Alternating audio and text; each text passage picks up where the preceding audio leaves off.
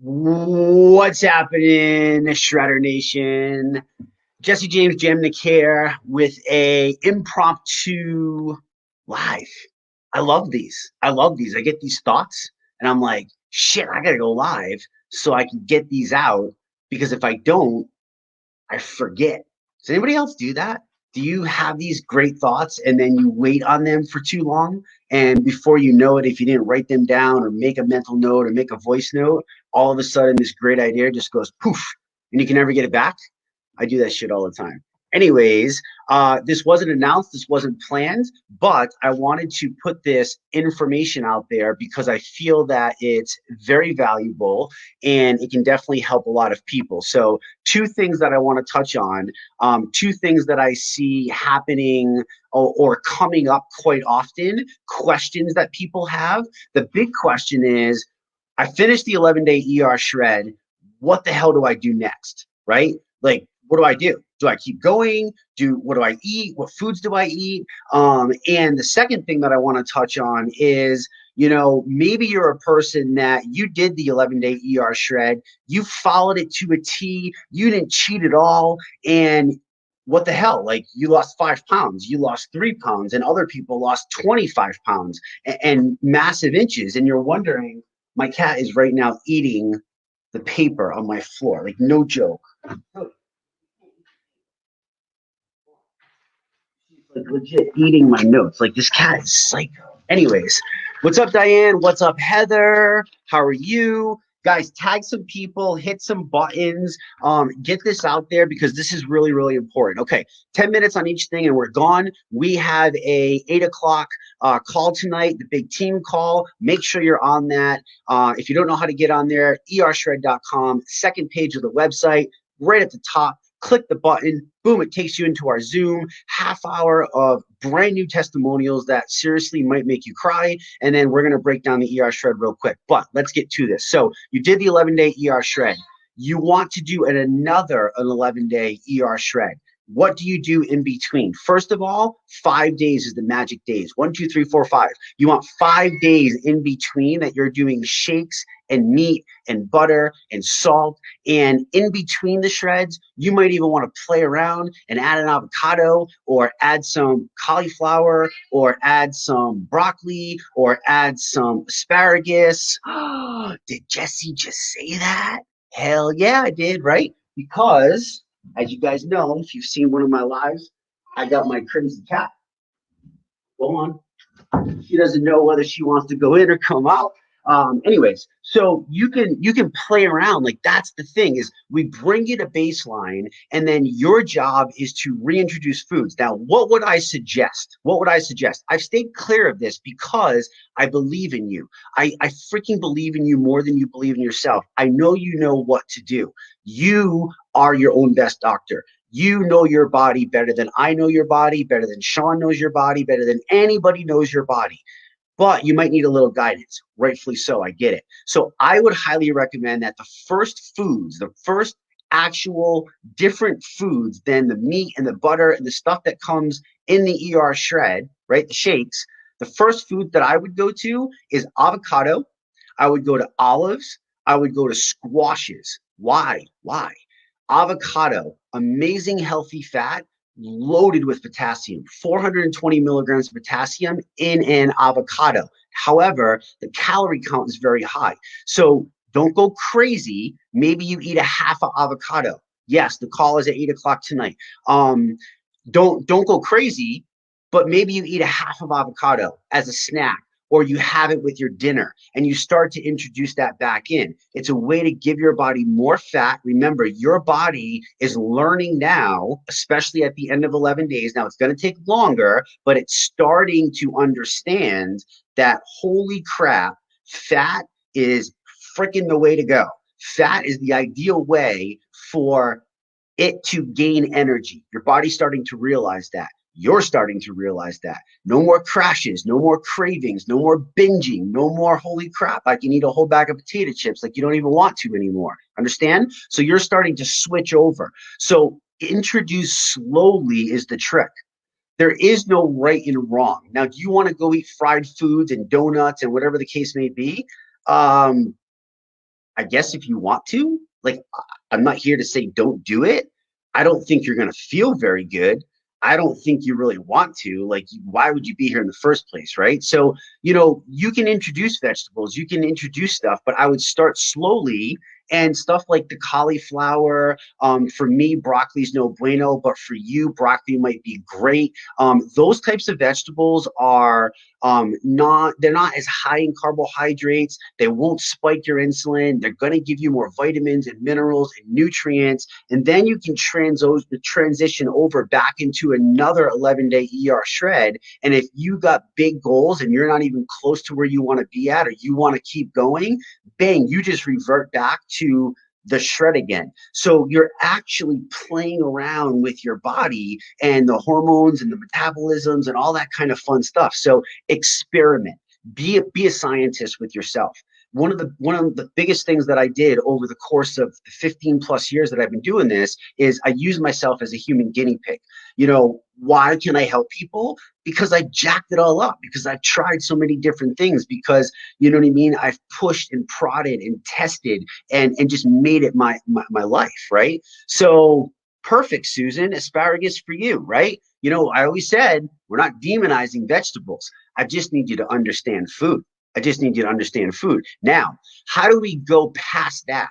Where are we at for the people that are creating an ER shred lifestyle? What does a day-to-day look like for me? First of all, I'm going to get better at this, but I posted my lunch pail today, my lunch pail, my lunchbox today, and my breakfast, and I got my dinner coming. Like, I'm a simple creature. I'm not one of these people that needs this crazy stuff. In fact, I now actually believe in my thinking that I needed variety of so much. I'm the only animal in the entire animal kingdom, a human being, that needs so much variety. I don't think I need so much variety. Not the way I'm feeling right now, not what I've seen thousands of you go through over the last 4 months. I think we need certain foods to fuel our body for peak performance. That's what our bodies were designed to function off of. Our cellular function, our all of our systems, our endocrine system, our cardiopulmonary system, our even our cannabinoid system, like all of these systems, the nervous system. It's crazy what the body is, and it needs these certain things. All these cells work together. These transmitters, they're all firing, and they need foods. So my food list today is probably like 10, not 10, but probably 12 to 15 different things. And I do the same thing in combination. That's how I make it interesting for myself. I don't know. Again, like, I look at food. The only thing food does for me is food serves me as fuel. Food gives me energy to live life, gives me energy to be happy, gives me energy to go on my adventures, gives me energy to work out, gives me energy. Food is just energy to me. It makes me feel good. Okay. So the lifestyle is my foundation is still the 11-day protocol. But then I'm adding like stuff like hard cheeses, right? I love aged cheddar. I'm adding, what else do I have? I have mixed nuts, no peanuts, but high quality almonds, cashews, sometimes pecans, right? And I'm careful with those. Okay, but there's good qualities to those. Yogurt. I love a good Ziggy's Icelandic yogurt. There's nothing fake in there. There's nothing artificial in there. I love one of those every day.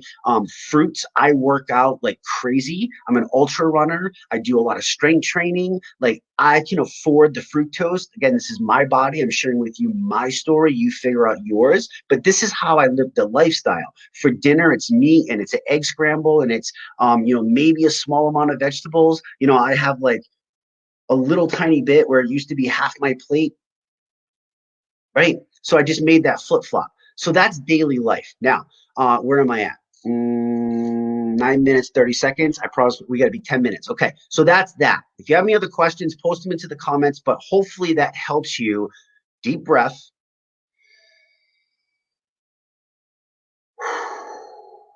We got you covered. 21 days to form a habit. I'm dropping something. I'm planting the seed because I got something that I'm working on.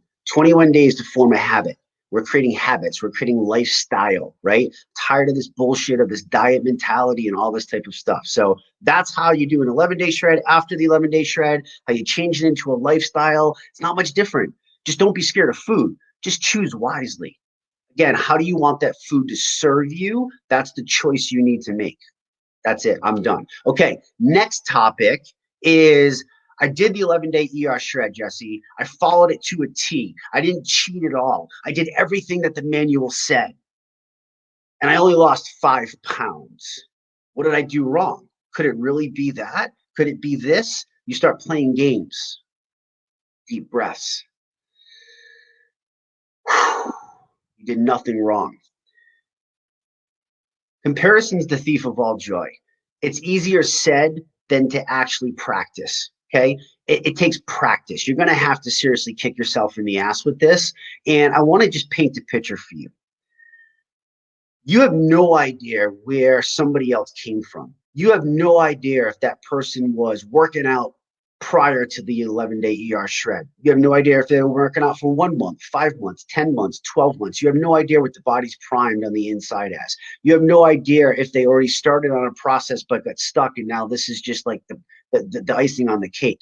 How many years have you abused the body? How much damage have you done? Do you have type 2 diabetes? Do you have liver disease? Do you have high blood pressure, high cholesterol? Did you do damage? Did you do damage? And here's why people fail when it comes to diets. And this is why I don't ever want to portray the 11-day shred as a diet. And I want to continue to pour value into you to teach you how to make this a lifestyle, to teach you how to make this just like it's just, you don't even think about it. It's just the way you live. Like, it's just the way you live. It's easy, right? And the mindset of, what the hell was I saying? Anyways, the diet, we want to frame that as that. So remember what the hell I was saying. I just lost my train of thought.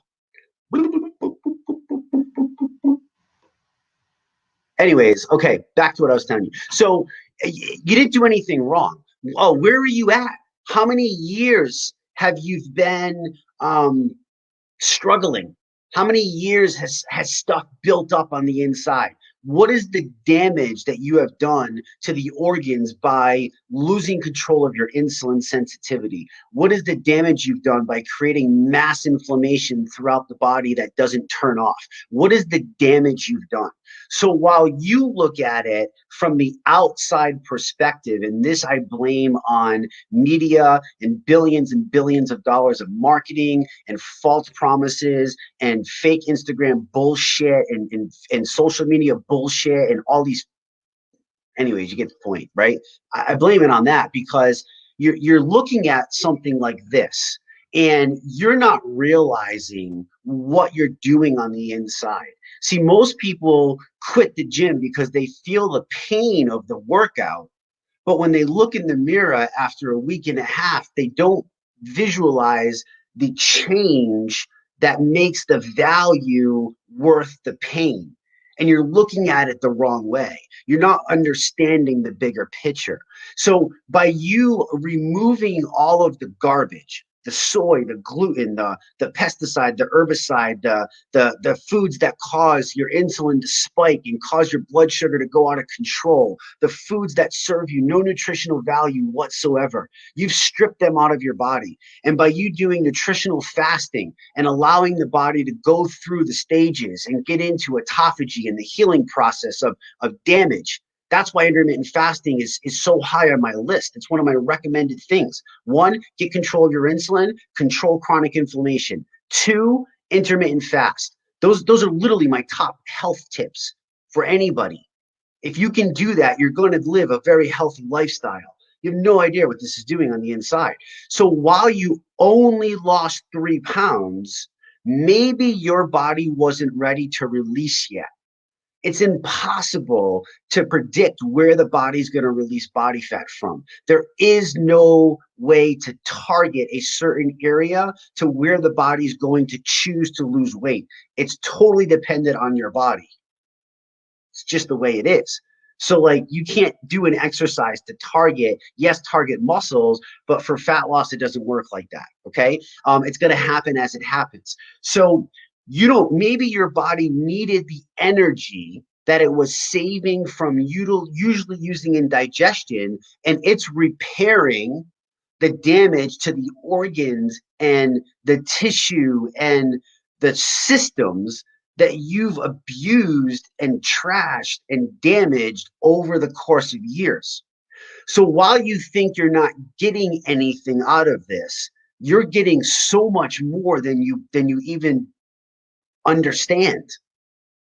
You can't see what's happening. So I want to challenge you. This is why I always say, look beyond the pounds, look beyond the inches. That's the byproduct of being healthy. You don't lose weight to get healthy. You get healthy to lose weight and to lose weight, not to lose weight, but you get healthy and lose weight. It's a byproduct. It has to be that way. The mindset has to be there. So you can't give up just because your results didn't compare to somebody else's. You have people that their body's just ready and they release a lot of weight. That's going to start to gradually slow down depending upon the individual. And then it's going to come into lifestyle habits, which is why it's so important to me to keep pounding this message into you guys that this is lifestyle. This is not an 11-day magical flipping fix. Yes, it's going to produce results. Yes, you're going to get great things out of it. Yes, you're going to see amazing transformations. But that's just the skin. It's just the tip of the iceberg. What else are you experiencing? I saw a gal today that I answered and I said, what else besides the weight? I said, she goes, well, I'm sleeping better and my mood is better and my clothes fit better and I'm happier.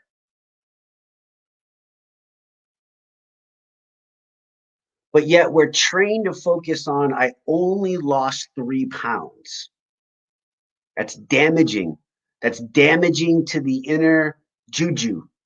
You got to learn to train the brain. You got to learn to identify. I remember when I learned this process and I would always talk bad to myself, I would have to catch myself. And it has to be these crazy actions, these abrupt actions. And when I would catch myself talking bad to myself, it has to be almost like what's called an like I think it's called an interpret stop or something like that. But you literally like do something like crazy, like just go like, yeah, like just I don't care where you are, just make that weird noise and interrupt the thought and shift it to what you want it to be. And eventually you'll start to train the subconscious of your brain. What your subconscious believes is the actions that you literally portray in life. It's fascinating the power of the brain when you start to figure it out. But anyways, stop comparing yourself. You are doing so much good. If you knew how much good you were doing, you'd be giving yourself a party every day, literally throwing yourself a party every day worth millions of dollars, because you just might need to repair. And you might not lose all the weight you want to lose until the third shred or the fourth shred. Remember, it's not a magic cure. It's tracks to run on. It's guidance to run on. It's stripping away the bullshit and just literally getting you to where you need to get to, giving the body what it needs, and boom, you go. And then you have obviously the support and the community and that whole aspect that lifts you up, because you will have off days. You will have off days. So I'm not saying it's okay to not be frustrated, friends. Like the race that I'm training for right now, the Georgia Death Race, the first year I did it, I finished. The second year I did it, I missed the cutoff. It's a 74-mile race. I missed the cutoff at like mile, I think it was like 68 or something like that. The last one. Was I pissed off? Yeah. Do I let it ruin everything? No. I train harder. I get better. I plan on finishing that race now, 4 years later, 4 years older, faster than I did the first year. You get wiser with each thing. And I want to challenge you to do that. That's my message I want to leave you with. So I hope that serves you. Tag your teammates, tag anybody that can benefit from this. Share this out. It's really, really important. And that addresses two big things that have been going on in the group. Remember, 30-ish minutes, our team call starts. Join us. It's amazing. You got to surround yourself and put yourself into the community.